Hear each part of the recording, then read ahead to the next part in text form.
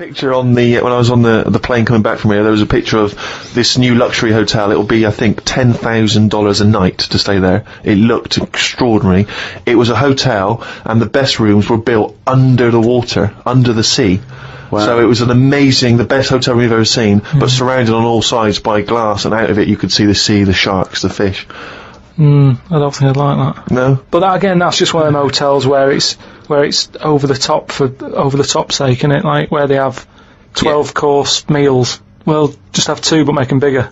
Rather than dragging it out and there's the first course, you know, a couple of, you know, snails. Yeah, it's just for me all that is. Don't eat a snail. Don't have one snail. Eat one big tortoise. If you want slow food, don't have loads of little snails. Here, there's a giant tortoise. Tuck into that. Feeds 10. But it's what you were saying before. When you start having to take a risk with food, like the fish that can kill you if you eat it, don't bother. There's apparently a delicacy in Japan, again, someone could verify this, where they eat a live little octopus. And it can stick to your throat because it's obviously fighting for its life.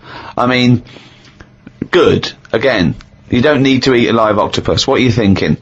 How cruel is that? Well, how fresh do you need your food? it's not, do you know what I mean?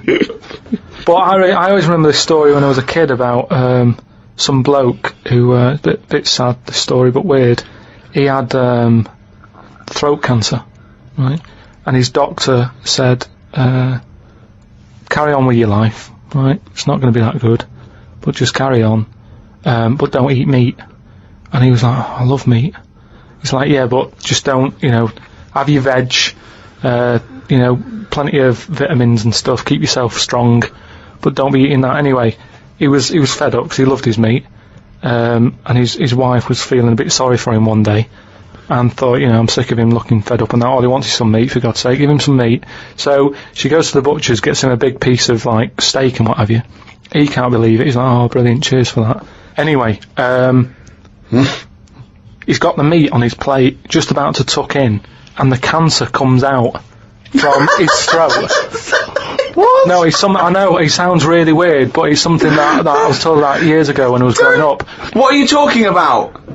It was just some bad illness, some cancer thing, and it was coming out waiting for the meat. It was sort of dying. Again, a lot of your medical knowledge is from the film Alien. So this guy with throat cancer, okay, as opposed to it being a disease of the cell, it was like a living. The alien. Alien. So it was the animal. It was the little animal cancer. That's why. What are you talking about? Meat. He wasn't allowed to eat meat. So it's sitting there. So it's actually sitting there and throat. Why? I'll tell you what I'd have done if I'd have had some cancer in my throat. I'd go, there you go, rid of that. What are you talking about? So what happened?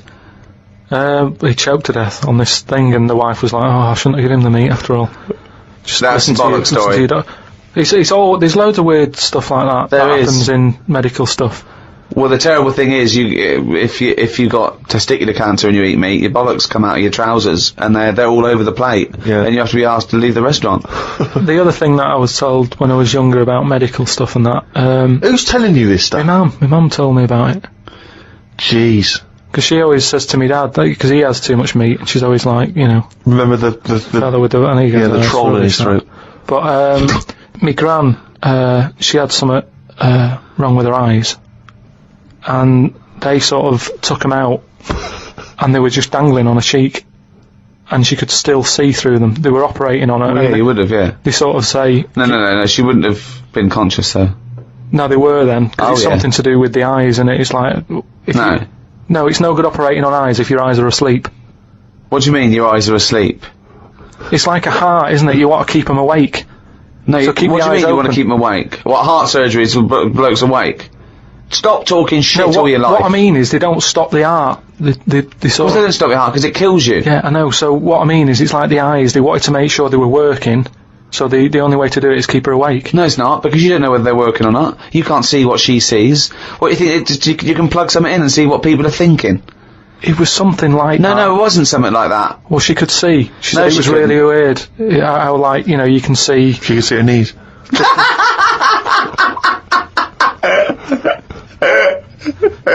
That is bollocks.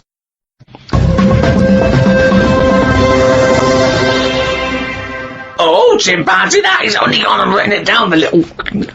That's the jingle for Carl's diary, excerpts of which we read each week. Get straight into it. A band from the Conga have won the Best Newcomers in a Radio 3 competition. They use pots and pans for instruments. It says that the Conga is a poor, sad place. So why do people do that happy dance at the end of parties called the Conga? Right, one is the Congo. There's no place called the Conga. They come from a place called the Congo. Where do you come from? Okie dokie. It's a terrible place that we don't know whether to put our left leg in or our right leg in. Sometimes we shake it all about. We're not sure if we should. But, Conga! Fucking hell, you're such a... Went into the gadget shop today. It's full of stuff that we don't need. Gadget used to be a good word that made you think of James Bond with all his gadgets. The best thing I could find in the shop was a clock that ran on potatoes. We are definitely going backwards. I agree. Well, who cares about that? A little electrical impulse, so what? Had a night out with old schoolmate. Found out about more of the other lads I went to school with. One is living underground. What do you mean living underground? Not like a mole. Do you mean he's got a basement, or do you mean he digs a hole every night? My mate went to visit him and he said it had been raining really heavily and that, and it's all the rain's running in. What do you mean he went to visit him? He went down here? What's that? That's an hole in the ground. Yeah, come in. He just said, oh, come round see us, and he's living underground. What do you mean he's living underground? He wanted to be in the army but was turned away, and that's the closest thing you can sort of... How is that similar to Oh, living that's in the exactly army? like the army, yeah, where they teach you trades and, engineering and flying. He's happy down there. He said it was really muddy and what have you. He said he won't be going back to visit him. What's he got down there? Just stuff, just like a sleeping bag, a lamp. He's dug himself a subterranean cave. Near my old infant school, they knocked it down because it was like a wreck. You'd be in the class and you could lean on the wall. Yeah, and your hand would go through it and stuff. And they knocked it all down, and I think that's when he was at his most happy, this bloke. I believe this, though. I believe someone he went to school with now lives in a hole. That doesn't shock me. Whether the tales I've heard of horses in houses and big-headed kids with webbed hands and feet, and him, I believe that someone he went to school with now lives in a hole. That isn't bizarre to me. You spent far too long with him if that now you're just happy to accept. I totally accept that. I'd be surprised if I walked round where he lived that there weren't more people living in holes. His dad wanted to throw his budgie on the fire. True. His budgie died, his dad said, let's throw it on the fire. I mean, his mum, what did your mum do when your budgie died? She just was worried about the other bird that was left, so she made it a bit of company by getting a rock, getting a feather off the dead budgie, sticking it on the rock, putting it in the cage. So, a man living in a hole is not that bizarre. Right, carry on. I read me science magazine. Some things I learnt from the science magazine. Number 1, space is running out of space. We should stay out of the sea because shark attacks are up. Yeah, probably 4 a year now. Well, he just says here, we should just stop going in the sea. There's no need for it. Exactly. Why is there no need for going in the sea? Just because there isn't now, is there? We've got loads of land. So just, one or the other. We walked out of the sea. Now, this is what I mean about going backwards. Getting back in it again. We came from the sea originally. Now we're going back in it. Don't go in it. Unless you're in a boat. The rules, according to Carl Pilkington. The rules of Carl Pilkington. Oh, God. Did the podcast and then went for a walk round Manchester Square. Years ago, a woman lived round there who had a head like a pig. She was known as the Pig Woman of Manchester Square. That made me think if there were other pig-headed women knocking about London. Do you know what I mean? Why was she nicknamed that? Why not just the pig-headed woman? That suggests to me like there was loads of pig-headed women, and that's the one of Manchester Square. Right. Well, no, it was more to do with identifying her, not amongst other pig-headed women, but go, have you seen the Pig Woman of Manchester Square? I.e., go down there and see the Pig Woman, it's in Manchester Square. What happens if she's walked off from there, though, and you go, well, no, but I saw one on New Cavendish Street? No, well, she'll always come back if you rattle the feed. Watched a film about Hitler. Didn't watch all of it as it was subtitled. Can't be doing with that. Ask Suzanne if cinemas are full of deaf people when they're showing subtitled films. She said, shh, I'm trying to watch it. I said, what do you mean, shh? It's subtitled, I can make as much noise as I want. Yeah. She's a lucky, lucky woman. You must be a joy to watch a subtitled film. I mean, the concentration is up there already. I mean, it is hard to concentrate. It's not as easy as when you're hearing it, because you read things, but it's possible. If you had a buffoon going, I'm just going to sit here and make as much noise as I want, what's the point of that? Yeah. What is the point of that? I mean, it's possible, but why do that in a cinema? Just walk into a subtitled film and go, right, everybody, let's all do the conga. Well, yeah, or during ballet. Ballet, they're just dancing. You don't need to listen to the words, just have a conversation. We're having our bathroom done. The bathroom man was round at 9 this morning. We weren't allowed to use the shower because it all had to be bone dry before we could use his waterproof filler. Not that waterproof then. Went for a brew with Ricky. We talked about monkeys and how they are closer to humans than they are to apes, and how bees will drink cider to get off their heads. Now and again there is a bee that lets the drinking get in the way of the work, and other bees sting it to death. Blimey. Yeah, well, there's bees. They love a drink, and they will drink pure alcohol. They drink 100%. They drink ethanol. I don't know why. They love getting off it, and they fall down and they're drunk, right? A bee can take in the equivalent of 20 litres of wine, right? But some bees get addicted in the same sort of percentage as human addiction, like 10% of bees, they can't get enough of it. They take ethanol, they take cider apples and that, and then when they get back to the hive, they go in a bit pissed, and they've got guard bees, and they go, come on, we've all had a drink. Bouncers. Yeah. They sort of are, right? And they push them away, and they push them away again. Then the next time they go, right, I've had enough, and they give it a good hiding. And Carl couldn't get over this. I saw his face, but I knew that he was thinking of that bee with sort of like eyes rolling round his head, a little bit belligerent with his jacket on backwards. Yeah. And the bouncer going, come on, son, we've all had enough. Let's move away, Yeah. move away. You're not coming in, right? You're wearing trainers. Yeah, you're wearing 3 pairs of trainers, and I'm sick of it. But what I did find out, because I went home and went on the computer trying to find out about drunk bees knocking about, they're not actually meant to fly. It's only because they don't know. Fly.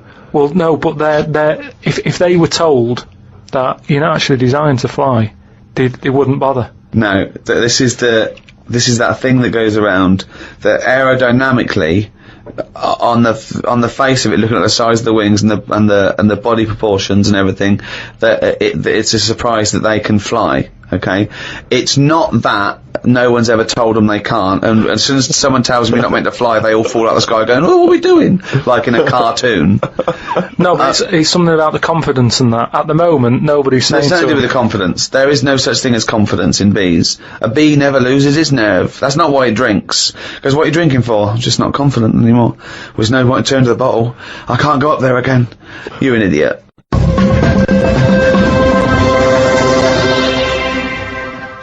Well, it's that time, isn't it? What? Rockbusters. Ah, yes, the time that no one looks forward to. Chimpanzee that, Rockbusters. Right, so gave you 3 clues last week, 3 cryptic clues. Some initials of a band or an artist you emailed in. Rob Harding got it right. Oh, nice work, Rob. So well done. The 3 clues. The first one was RP for the initials, and the clue was steal that woman's flower. Right. So that was a cryptic clue. The answer there is Rob Erplant. Rob Plant. Rob Erplant. I don't know who that is though. There's no artist called Robert Plant. That's like Robert Plant. Robert Plant. Yeah, Yeah, but is you his don't name. say that. You sort of go, oh yeah, I'm into Well, you do say it. Have you got the, it means the like album by Robert Plant. Yeah, Robert Plant. They wouldn't go what? I don't know. I don't know. Plant. Are you saying Rubber Plant? The second What are you one, saying there, Carl? Though The second one was it doesn't work. the initial was B, and then that was keep whacking the cooker with a stick. Right. Yeah. Didn't have to be a stick. We pointed that out. Just keep whacking the cooker. Keep Yeah. the cooking, yeah. That was B. That was Beat Oven. Beat Oven. I don't know who that is either. Is that a group? The Beat oven. Is that the Beatles? Who's the Beat Ovens? classical sort of stuff. Beethoven. Beat Oven. No, you said Beat.